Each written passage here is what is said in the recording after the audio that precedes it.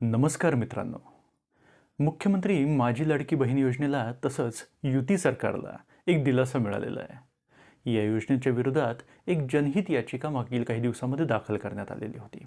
ही याचिका मुंबईतील एक सीए असणाऱ्या नावेद मुल्ला यांनी वकील ओवेस पेचकर यांच्यामार्फत हायकोर्टामध्ये दाखल केलेली होती. या याचिकेबद्दल सुनावणी देताना हायकोर्टाने ही याचिका फेटाळून लावलेली आहे. ही योजना हा सरकारचा धोरणात्मक निर्णय असून या योजनेमध्ये हस्तक्षेप करता येणार नाहीये असं निरीक्षण कोर्टाने नोंदवलेलं आहे. त्यामुळेच आता या योजनेचा पहिला हप्ता राज्याच्या तिजोरीतून जाण्याचा मार्ग मोकळा झालेला आहे.